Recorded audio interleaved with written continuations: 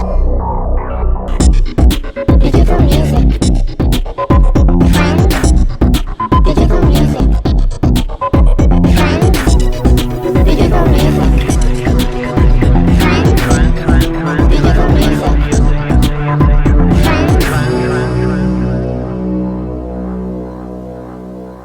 This is Digital Music Trends, episode 116, recorded on the 16th of January 2013. So hello everyone and welcome to DMT, the show bringing you a commentary on the latest news in the digital music space every week. Today we have a lot to cover, including the Daisy announcement, Amazon's auto-rip service, the demise of HMV, the issues faced by Vimeo, and more. So let's get started by introducing this week's guests. Again, we have a couple of new faces on the show this week, which is great. So first up, we have David Emery, Head of Marketing at the Beggars Group. So hi David, and thanks for joining us. How's it going today? It's going good, thanks. Awesome, thanks for being on. And then we have Will Mills, who is the Director of Music and Content at Shazam. So hi Will, and thanks for coming on. Hi, thanks for having me. And finally, back on the show, I'm super happy to have back Duncan Gier joining us from Gothenburg. Duncan is a freelance journalist and also studying a master's in environmental science over there. So hi Duncan, how's it going today? Very well, thank you. Great, so let's get started right away, and then I might just ask you a couple of questions at the end and see how your own projects are going, and it'd be great to have an update from you guys. First thing, big news of last week, it was all over Twitter, as all the big news, of course. It was the announcement of Beats by Dre that announced the new project Daisy. So the announcement came with the news that Topspin CEO Ian Rogers is transitioning to become the CEO of this newly formed entity, as well as the CEO of Mog. So Daisy will actually be built on top of Mog, a streaming service that Beats acquired last year. But Topspin fans shouldn't fear, because the platform will actually be expanded and will receive substantial investment from Beats as well. So there's a good chance actually there's going to be some sort of collaboration between Daisy and Topspin in the future. So guys, first of all, let's talk personalities. This creates a very interesting executive group with Ian Rogers as CEO and Trent Reznor as Chief Creative Officer. So, Will, what do you think about this, this sort of executive system, and what do you think these two guys can bring to a streaming service? Yeah, obviously it's a great news for Daisy and the service. Ian's obviously a very experienced digital music guy. I think just in general, Jimmy Iovine and Dre, they pulled off something very significant with the Beats headphones, which was making a real niche product, which is a $300 pair of headphones, into something that's very desirable and a mass consumer product. So I think collectively that those guys with Ian and Trent, it's going to be interesting to see what they bring from the kind of artist side. Streaming, obviously, paid for streaming is still a niche service, much like very expensive headphones were. So obviously got a great track record in doing that. However, unlike premium headphones, they're not coming into this market as the only game in town. Spotify have been around a long time, RDO well funded, Deezer likewise, and Rhapsody, etc. So there's a lot of players already here. And a lot of them are making a pretty decent effort at curation, whether that's via Spotify's apps, the deep Facebook integration. All of these services have got. So I think it's not going to be easy, but it's always exciting to see another entrant, especially one with such a combined array of talent that Daisy are going to be bringing to the table. So it's going to be exciting to watch. Yeah, and Duncan, like from a technology standpoint, what do you reckon is there's almost like a bit of a standoff between Spotify, which is very much tech-driven, and Daisy, which have much more of a an artist-driven perspective, and of course with Ian and Trent being on board as executives. How do you see that panning out? Well, I think Spotify would probably disagree that they don't have an artist-driven perspective. But I do take your point. They very much started out almost as a technology company, doing stuff with music. I think what's going to be interesting to see is how it works on a functional level, what the experience is like for the consumer, because that's going to be absolutely key as to whether this dies on the vine like absolutely every other streaming service has so far that isn't Spotify, or whether it can actually compete. And it is entirely possible that it's going to be different around the world. I mean, I'm based in Sweden, and Spotify is absolutely everywhere. There's nobody who doesn't use Spotify here. It's huge. And so probably their chances of penetration here, unless they do something very spectacular, is pretty small. But America is still a relatively untapped market, and that seems to be very much where they're hitting first, even though they've said they've got global ambitions. Yeah. I reckon that they've got more of a chance in America than anywhere else. Yeah, and David, let's look at it from a label standpoint. What do you think this executive team can bring to the table in terms of helping labels expose their artists, maybe more so than other streaming services have done in the past? I mean, it's kind of tricky because obviously at the moment we're talking about something that doesn't exist. I mean, kind of who knows really? Obviously, Topspin have done a lot, but really, Topspin's business was aimed at artists and managers, not labels. So from my point of view, it's kind of not really coming from that point. I mean, they've talked a lot about how artist friendly they're going to be or want to be, but they haven't talked about in any specific what that actually means. So who knows? Like, a lot of the controversy that surrounds Spotify, which personally I think is completely unfounded, but neither here nor there, is how much they pay to artists. Yeah. And I don't see how these guys are going to change that, because I think it's a relatively established thing. So okay, so it's not in terms of payment; it's in terms of what then? What new are they bringing to this table? They have a great team of people that are doing really good at talking. Yeah. They have a great hype crew, basically, is what they've assembled. No disrespect to that. People like Ian and Trent, obviously, are really, really good at talking about technology and music. Yeah. As well, but there's still so much that needs to be kind of proven with what they're doing. Morg as a service was fine, but really kind of didn't. It wasn't a successful service. Yeah. So it's right. Okay, so that's if we strip all of the hype away, right, that's the starting point. We've got Morg and we've got some aspects of Topspin. Those two things put together don't excite me. So what more are they going to add to it that makes this a really interesting proposition? And I think there's still so many questions left. Yeah. Not even unanswered, but not even asked yet. Absolutely, and one of the things as well is that we were talking last week with David Riley and Clyde Smith about how Spotify could have done more for artists in terms of exposing listeners not just to the track itself via stream, but to create more integrations and some synchronicity with merchandise and other ways of allowing artists to earn money, because we all know that it's taken such a long time to actually negotiate the rates for the streams that Daisy is not going to have much of a chance of renegotiating those or moving away from that particular business model. I think it's going to be very similar to what Morg is doing today, but the differentiator is going to be here.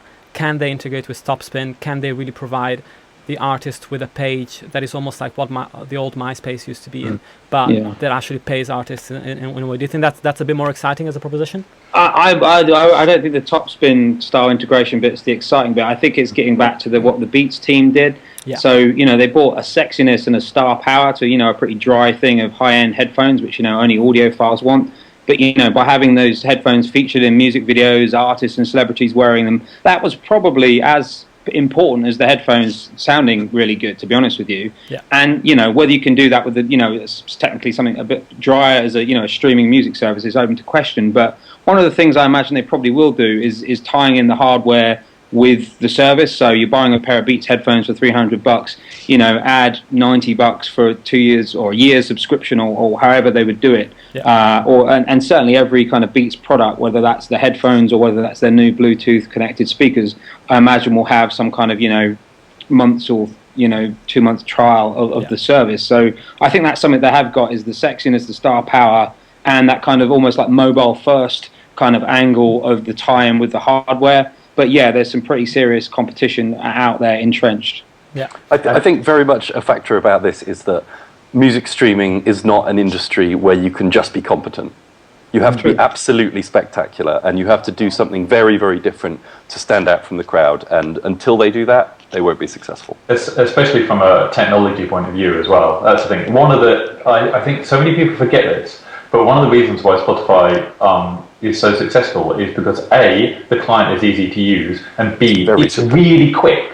Like you press play and it starts playing straight away. Like all streaming music services up to the point that Spotify launched had like you press play and it would sit there like buffering and loading, and it's like, oh, it's going to play. Like Spotify is different from that. You've got to have such a high base of technology, and obviously maybe they can do that, but it kind of remains to be seen. Yeah. I also think that the mooted topspin integration is not a mass market feature in any way, shape, or form. Yeah. Like merch and deluxe products absolutely have a niche, and it's potentially a quite important niche, but it's a niche. It's not a mainstream thing. And what they're talking about, their whole sort of rhetoric is like, we're going to take streaming mainstream. It's like, well, okay, that's fine and that's great, but that's not the way you're going to do that. Yeah. Maybe and potentially like some sort of Beats integration, sort of really trying to harness that brand might be a way of doing it. But then also personally, I have kind of long-term questions about how long Beats as a brand is going to be that relevant, because it's a fashion brand. It's a thing that's working right now, but people will move on very quickly because unless they move with that sort of trends, it's a trends-based market. That's why it's working. It's not necessarily going to be cool forever. So they've got to there's a lot of challenges that I think they face. Absolutely, and Duncan, from a strategy perspective as well, you covered a lot of technology through your work at Wired and your freelance work.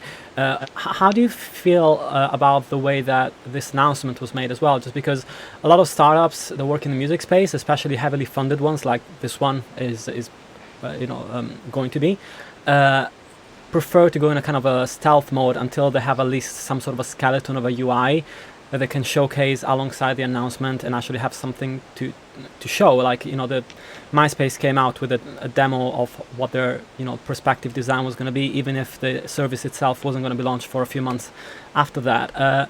Do you think it creates too much pressure on a V1 to be actually a great working product and allows less space for iteration on the product? Perhaps. I mean, I think David answered this best earlier, actually, to be honest, when he said that they've assembled an incredible hype team. Yeah. And if you've got that, you may as well use it. I think it's very much a smart thing to do, especially with the integration with Topspin is an interesting feature. Whether it becomes successful or not, it is an interesting feature, and it is their differentiation. So being able to talk about that as early as possible.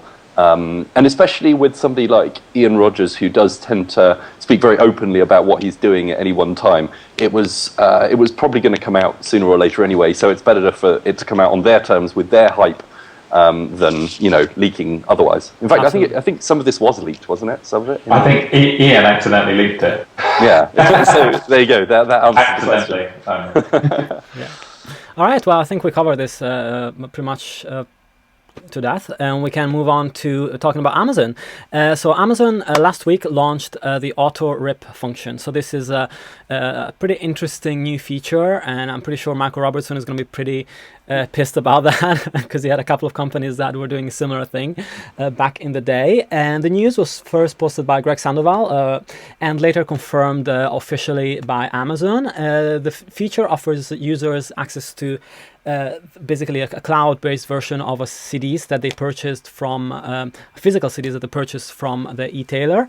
And the cool thing is that this goes back all the way to 1998. So anything that you bought from Amazon that works with this new service will be in a cloud locker for you. Of course, the service is launched as US only, as many of these do. It's got a catalog of about 50,000 albums, and it's a super interesting proposition. I've heard a lot of good comments about it from journalists in the US. So we've been talking a lot on the show in the last few weeks and in the last 5 or 6 months about the mainstreamization of streaming and how hard it is and how difficult it is to make people understand what they can achieve by streaming music instead of just using CDs. So is this one of the ways in which people are going to realize a little bit more what the benefits are of having your music on the cloud? So David, what's your thought on that? I'll be perfectly honest. I think it's nice, but it's a gimmick, because let's just kind of take like one step back, right? Like the whole point of a cloud library is that it is your library. So if you've kind of got into like having a cloud library, you've put all of your music that you have in there. That's sort of the whole thing. Like all of the, like, you know, if you're using iTunes Magic, it does it. If you've got an iTunes library, if you're using Amazon, you can like get it to scan your library, all that sort of thing. So like any of the CDs you bought are going to be in there already. That's kind of the point. Like you put them in your music library if you listen to digital music. Now this is a nice like stop gap. Like it's a sort of like a kind of fun little thing.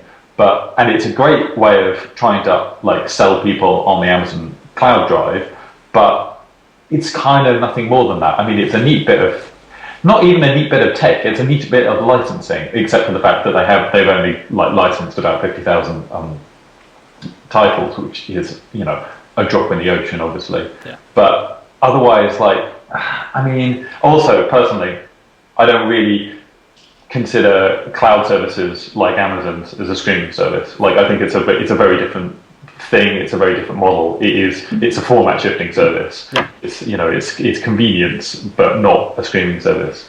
Yeah, and a lot of people have seen these services as a transition phase between, you know, having your music on your computer and actually going all the way through to Spotify. So how relevant are locker services, Duncan, in your view right now?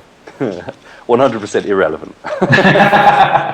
Basically, I don't see them as useful in any way, shape, or form. It's not difficult for people to understand music streaming. People, like, you know, I sat my dad down in front of Spotify and he got it instantly.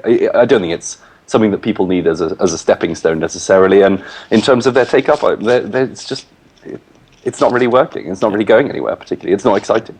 Yeah, and Will, you have a big insight on how people, you know, through Shazam consume music and discover new music. And do you feel like this can be a way of drawing a few of the people that are not really used to digital yet into the space if they see this stuff appearing as if by magic in a drive for them, or is it just it's interesting. One issue I can see with it is it putting further downward pressure on premium digital prices. So yeah. I bought physical albums on album before that have been literally half the price of what they are to buy on, you know, iTunes or an a la carte store. So I could see this potentially putting a bit of downward pressure on, you know, premium downloads, if the fact, you know, the CD's you know, £4 and the download is like £8. I could see that being, you know, a bit of a conflict or putting a bit of further downward pressure on there. Yeah, I'm a little bit you know, I'm not a big cloud music fan. I don't use it myself personally, but, you know, they have a niche. Yeah, absolutely. But I find it pretty interesting as well that the labels kind of came on board to this as well right now. It just, and you know, hearing from, you know, Duncan's thoughts and you know, your thoughts about how this technology is not really the real deal, is not really as good as streaming, of course. You know, again, it feels like the labels are playing catch up on licensing a service that they could have tried to license maybe 5 or 6 years ago when Michael Robertson was doing a very similar thing, but that needed the muscle of somebody like Amazon to come in and actually say, you know, we want to do this, we're going to pay you something, even if it's absolutely tiny amount, and actually come and do it. In terms of actual revenues, and especially, you know, David, that'll be interesting for you. There was an article by Ed Christman on Billboard, and he talked about some sources that he has on what they're paying to labels and publishers. So apparently the way it works out, and I'm going to skip all the crazy details, is that publishers are going to get 12% of revenues, labels 58% of revenue, and Amazon a 30% profit margin on what people are paying for the locker. And there's a bit of a debate as to whether they're going to pay anything at all on the 250 tracks that are being stored for free, or whether they're going to be paying some small figure like 0.5 cents per month per track that is being stored for free. So I mean, again, you said it already that you don't think this is going to be a big play for mainstream technology for consumption. But do you think that there is a play here to make some money for the music industry out of these lockers? I think there's definitely a potential revenue stream from lockers. It's just really about how much we're talking about. I don't think it's going to be a big revenue stream.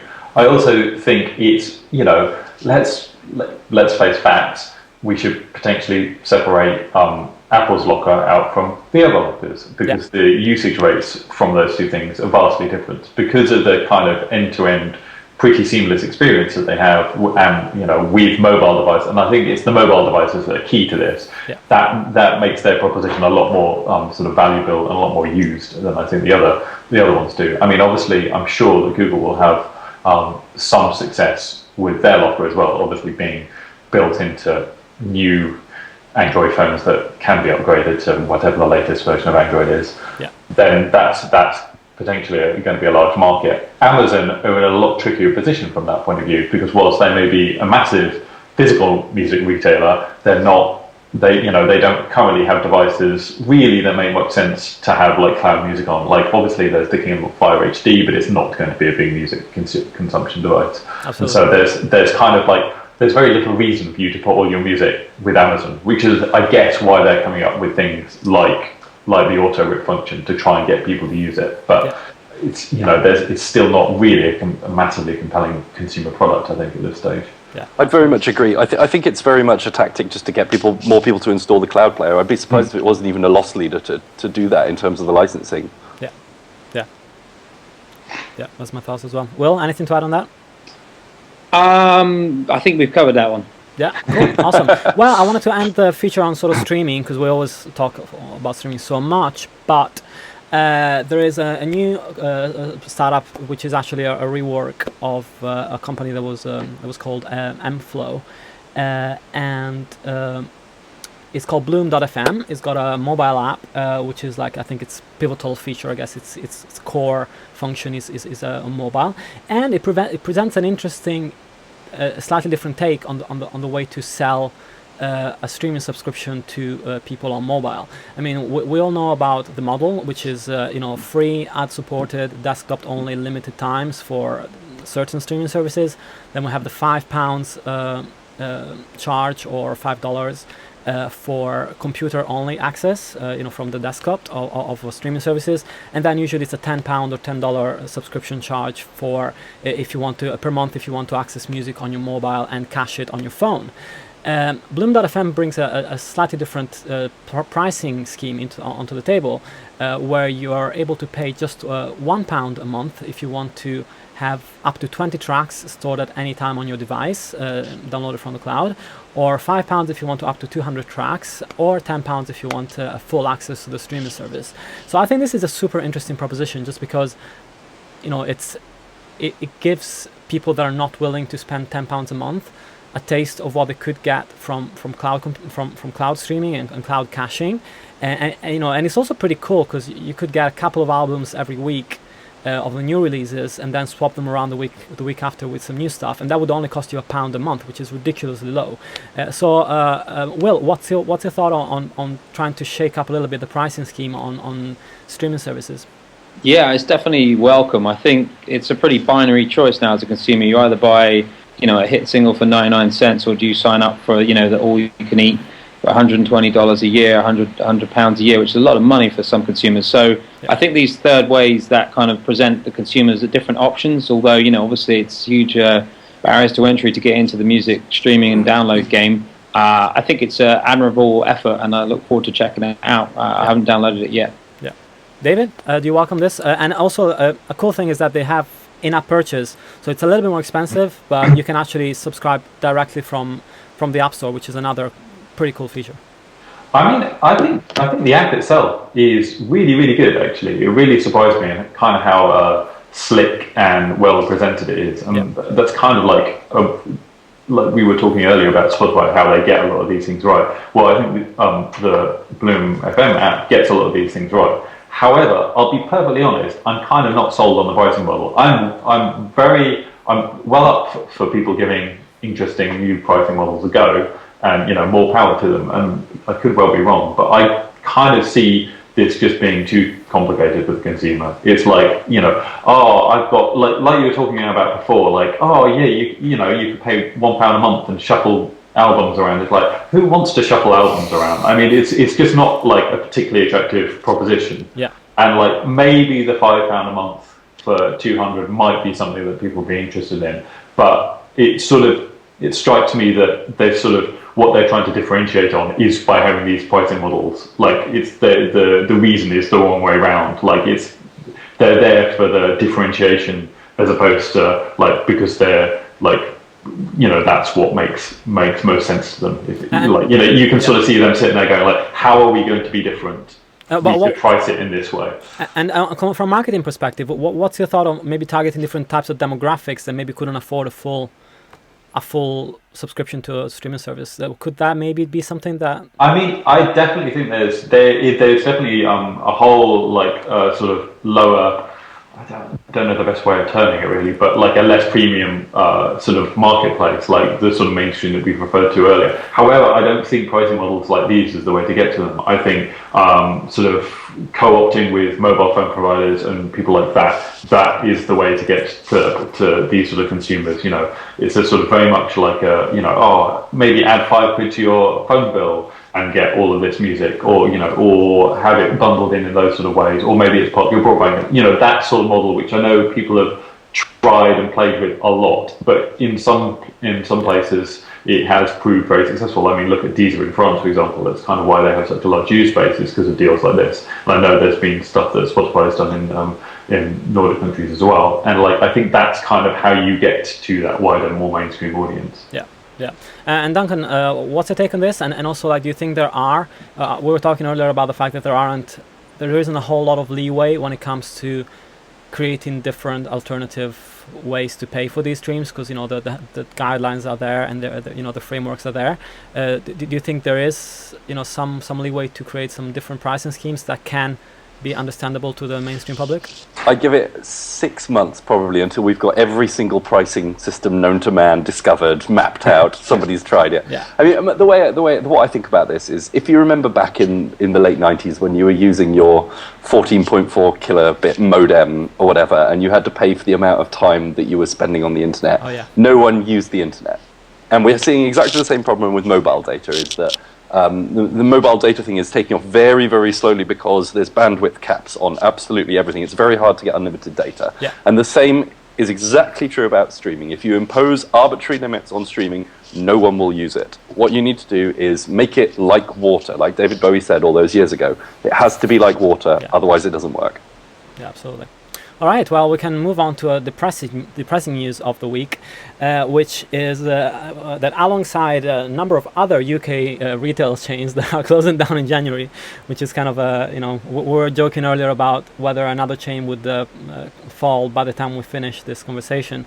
But basically HMV, the UK's largest physical music retailer, has gone into administration this week, and this is following the news that the retailer's suppliers have refused to grant the chain a further lifeline, and they had already done so in 2012, taking a 5% equity stake in the company, and this time they said, no, sorry, we're not going to foot the bill anymore. So I have to say, in terms of the news and the way it's been reported, it's kind of a bit of a jungle out there, because there's such a difference between the way it's been portrayed in mainstream media and the way that it's been portrayed in specialized press. I mean, mainstream media, traditional media, are either talking about the inevitable death of the CD and physical media, or they're talking about nostalgia and how great HMV used to be in the 80s when people didn't have the internet, or they're talking about how the digital revolution, Spotify, iTunes, and piracy are to blame for its demise. But frankly, all of these views are really simplistic, and of course you have to look at the specialized music press to really understand what's going on.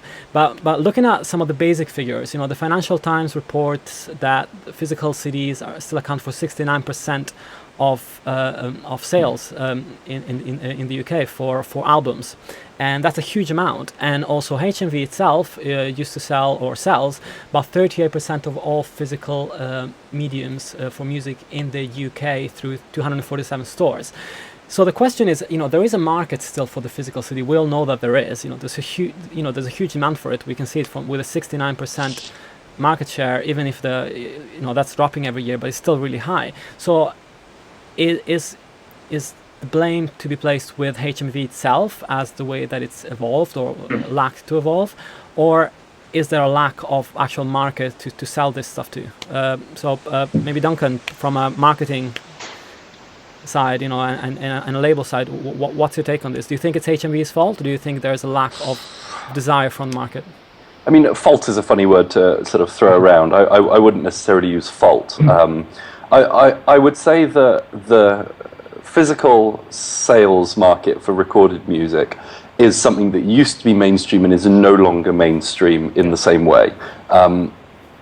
There is still very much a market there, and people like Rough Trade. I quoted Stephen Godfrey a couple of years ago, basically saying that it doesn't matter how much things cost. People have been lambasting HMV for selling CDs that were too expensive. That's not the reason. That's not really the problem that they were having difficulty. It's more that they couldn't get anyone really excited about going there and about shopping there. And Totally. What Rough Trade has been very much able to do is get people excited, and as a result, their profits are going up. So that, yeah, as you say, there is still very much a future for this. It's just that HMV was too big. They were trying to bring it to too large a market that just doesn't really exist anymore. That would be my take. Yeah. David? Yeah, I mean, I think there is definitely a good business to be made with selling physical music in the UK at the moment. And it's just a matter of, I think essentially it's a very simple, the problems that HMV face are kind of historic. Like like as Duncan said before, like physical music buying I think is still very much mainstream, but it's mainstream in a different way. And the problem is that HMV's business is kind of geared up for a different sort of landscape to what we're in right now, and they've had a lot of difficulty transitioning from how they used to be to how they need to be. Now, I'm personally very positive about this, the whole administration thing, because I think this is essentially an opportunity for HMV to sort themselves out. HMV aren't going to disappear. Like, this is not the end of HMV. I've seen so many RIP HMV, where will people go to buy? Like, HMV isn't going away. So you can go into an HMV right now. I'm sure they will find a buyer. I'm sure that they will shut a whole bunch of HMVs, but those are HMVs that probably shouldn't have been there in the first place. That's why they need to shut them. Yeah. And so I think that, I think they can definitely kind of sort this out. And yeah, physical is still very much a big part of how people consume music at the moment. Yeah. And, it's not going away that quickly. And I'm sure there will always be a physical music market. And, you get real specialists like Rough Trade that could counter to it, a very specific niche, but then there's going to still be a larger, more mainstream physical buyer above that, Yeah. And so I think they're definitely. I mean, look at, for example, FOP is a great case in point. FOP, who's owned by HMV, I love. Yeah, exactly. It's a great chain of shops. They are, they're profitable stores. They make money. And it's just about like making sure you're doing it in the right way. And I think sort of HMV, because it was so large, it's tricky because they're so large, they had to try things to keep the size that they were. And I think the things that they potentially tried didn't work and made the situation worse. And now they now this is potentially an opportunity for them to kind of figure out what actually is working out for them and focus on that and a bit of a fresh start. Yeah, of course. And through Shazam, of course, you redirect people to various different retailers to purchase their music. Do you have a link into physical and what's your experience in the way that HMV could have rebranded itself as a digital but physical retailer and it failed to do that basically? Yeah, well, it was a long time coming, I guess, and Shazam's old office was on Kensington High Street, which is where all four at the time major label groups were, and sure. I remember when Zavvi went bust, which was Virgin Megastore, about 3 years ago. I noted that this is a major high street in London where all the record labels are based, and it was sort of like the writing was on the wall at a high street level anyway, because there was literally nowhere you could buy music from. Even W.H. Smith's, the newsagent, had cut its music selection, so literally nowhere on this biggest street where all the record labels were you could buy music. So it was obviously kind of a long time coming. I think it's hindsight's a wonderful thing. We can all be armchair CEOs, and I think what the HMV management team did or didn't do, perhaps like 4 or 5 years ago or longer, it's a big call to bet the whole business on a new thing, whether that's digital downloads, or which they did in part with 7 Digital, or whether it's an online sort of Amazon competitor, or keep the kind of ship turning on a business that's declining. and that's a lot easier call to make from the outside than it is from the inside. Of course. Obviously, it would have been, hindsight is wonderful, and they probably should have got their act together a lot quicker on, given their brand and their brand strength, on a kind of buy post version of HMV, because that was obviously the way it's going, and I know they did do that, but perhaps not quick enough. So yeah, as the other commenters have said, I think it will hopefully keep going in a streamlined regard, and Rough Trade obviously showed that for niche buyers, and there is a market, and obviously at the very niche, shops like Phonica and Christina Records and etc. in London, there is markets there. Yeah. But yeah, hopefully this one of the good things, maybe that will even strengthen these smaller independents a bit more, and the stronger HMV stores there will hopefully have a good future. Yeah, absolutely. And you're talking about armchair CEO, and in fact it's very hard to make judgments on what happened 4 or 5 years ago. I did find an article from 5 years ago of The Guardian while I was digging around that talked about the introduction of a new generation of HMV stores that were trialed out, that had digital download hubs, sleeker shelves, smoothie bars and gaming stations. But even then, the cost pinned to convert even just 40 of the stores into this kind of new sort of user-friendly, more sort of hangout type place was pegged at £20 million for just 40 stores.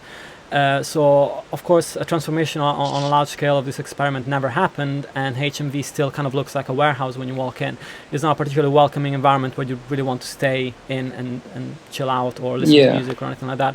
So let's look at the future. Let's not look at 5 years ago, but let's look at what somebody that might want to invest in HMV could do to resuscitate the chain and make the stores more welcoming to customers as well. Do you think there's anybody out there that is actually willing to invest the money required to do that transformation? Well, the other thing I was going to mention there is it wasn't just music. There was another couple of big shifts in gaming as well, which is moving a lot more from the consoles to apps and the phone. And of course, there's been a lot of downward pressure on film, DVD and Blu-ray as well. So I think that all the combination of those.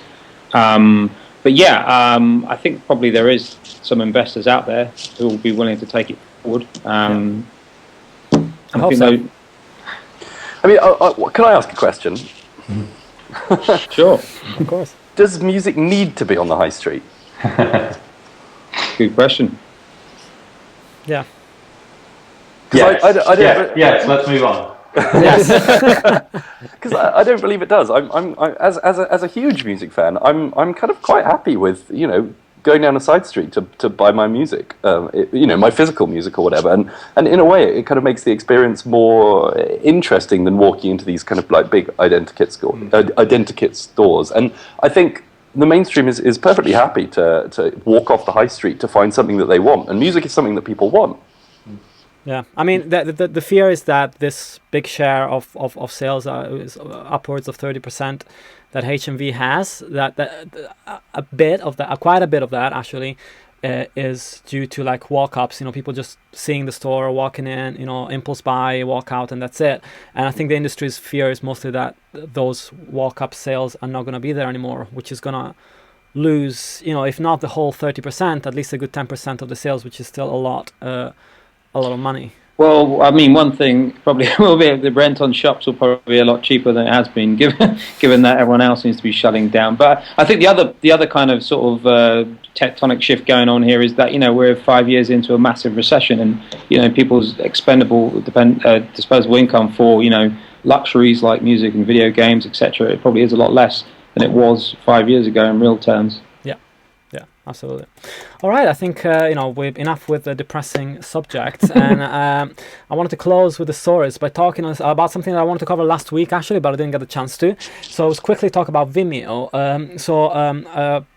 About 10 days ago, Capitol Records and other big record labels asked a judge in the New York court for a summary judgment to win in a lawsuit against Vimeo. So what was the lawsuit all about? Well, it was filed 3 years ago. and it got stuck as the judge was waiting to see what happened in the Viacom versus YouTube case.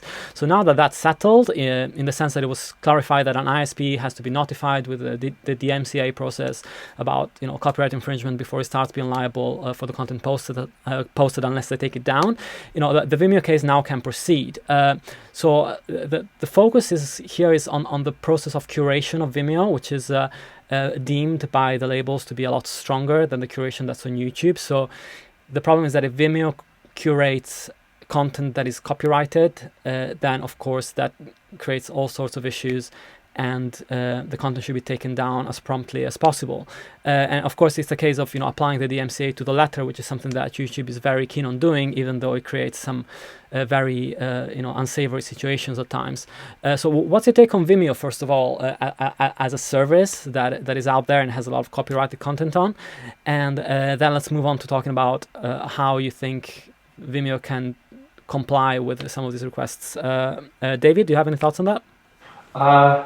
Yeah, I mean, the thing about Vimeo is obviously a really great service, and it's very slick, it's very nice, it's kind of very like homely and very it sort of reminds you of like something like Etsy or something like that. It's a very nice site, and there's like a community and stuff like that around it. However, their business model is not at all geared up for dealing with licensed content, like rights-based content. That's all the record label is essentially, like rights is our business. And Vimeo don't seem to be interested in they just would like to pretend that doesn't exist and it doesn't concern them. And that's obviously not the way that the world is.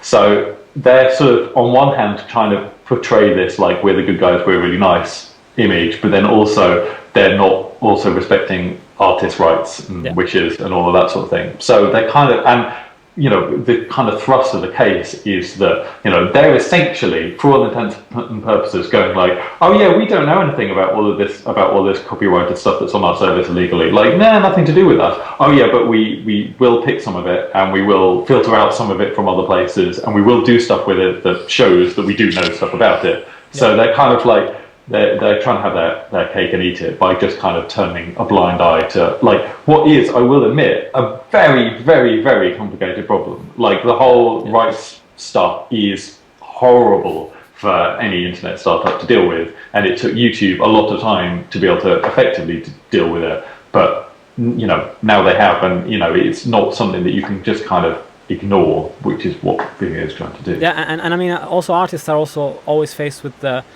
thought, if they put stuff on Vimeo, they're not going to make any money out of it. Whilst if they put it on YouTube, then they can monetize it. So that's it's interesting you mentioned that the David Bowie track was on Vimeo last week. I think a lot of people, it's a bit like SoundCloud, the SoundCloud versus YouTube debate. A lot of people put things on SoundCloud, even though they don't get any royalties, but just because it feels nicer to the sort of homespun community feel. So I think that's the same with Vimeo, on why people sometimes prefer it. It's a less noisy environment than YouTube. But yeah, I'm not as well placed to speak on the rights issues as as everyone else here. Sure, absolutely. As far as I'm concerned, they're obeying the letter of the law. The law says that if they get notified of something that needs to be taken down, then they take it down, and they do that. And if that's what the law says, and they're doing that, then the record labels can be unhappy about what the law is, but that's kind of a different problem, really.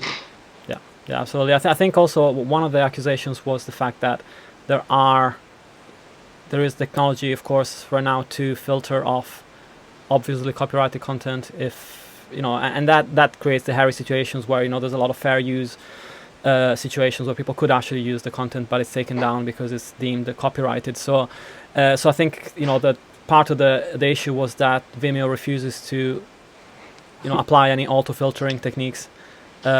To the site, so I guess that's going to be a battle that can't really be won. I mean, I know SoundCloud have some auto-filtering stuff, but yeah.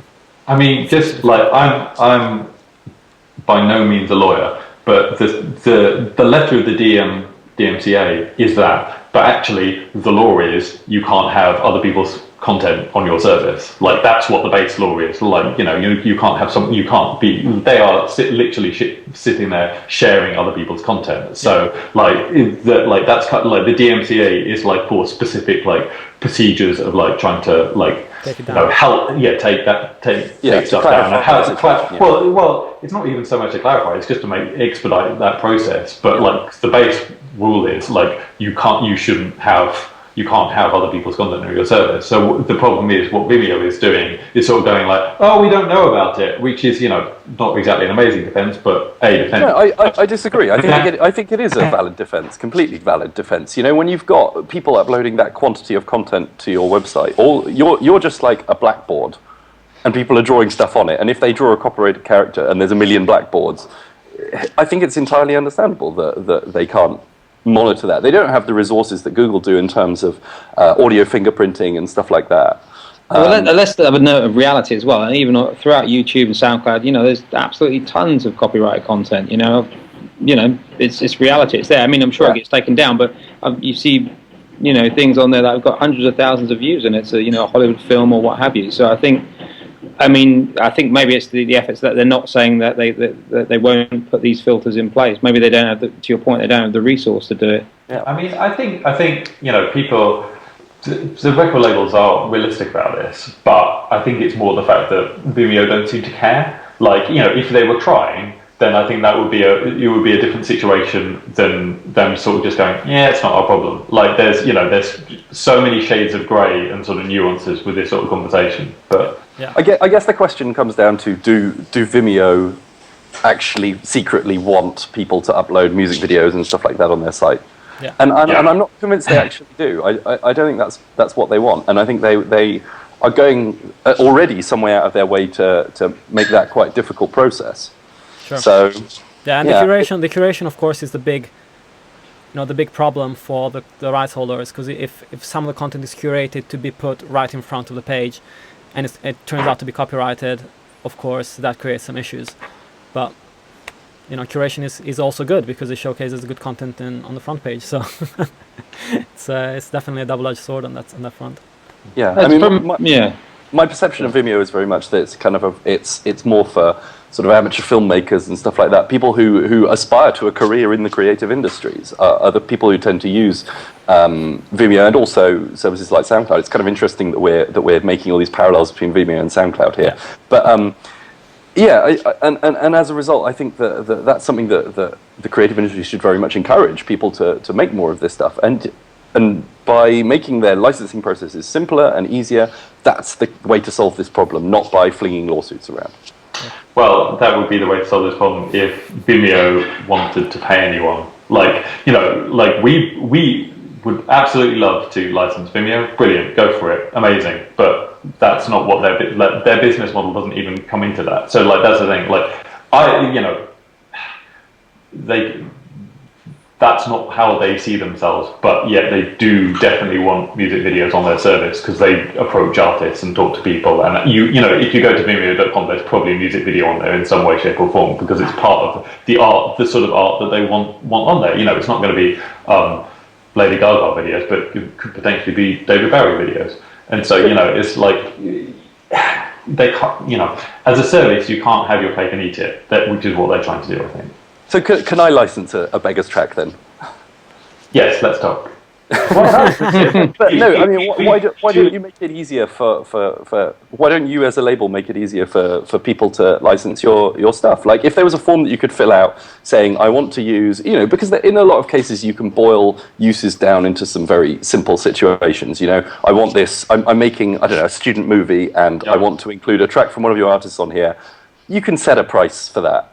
Okay, well, it's complicated, but this is extremely this is the most boring part of the whole music industry. There's absolutely no doubt about it. But two things: one, it's complicated because everything is different on an artist by artist basis because no two artist contracts are the same. So one artist could be it could be a profit share. One artist could need approval on every single usage of their track. One artist might not. Like, it really, really depends on the artist contract. Two, if you go to beggars.com, there's a licensing drop down, and there's a form you can fill in for a whole bunch of different licensing uses that you will get a response on.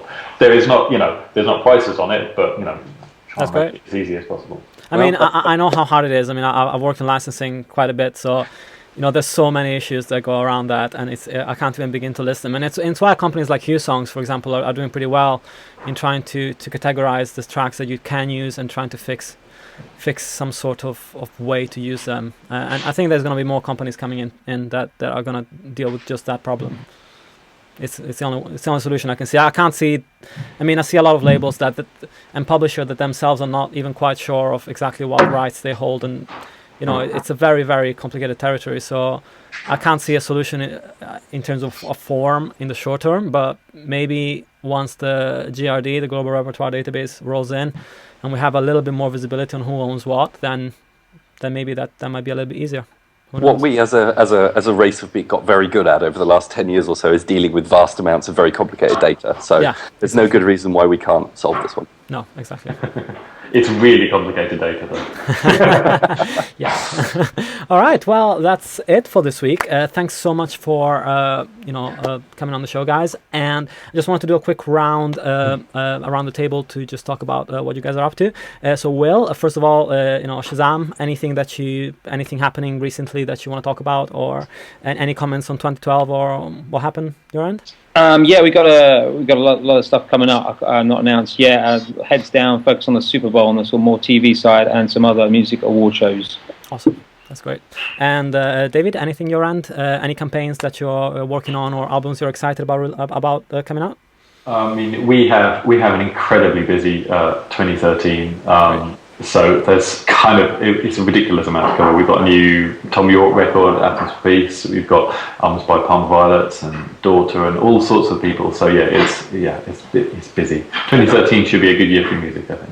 And of course, congrats on last year's XX campaign, because everybody's talking about it as one of the best campaigns of 2012. So that was pretty awesome.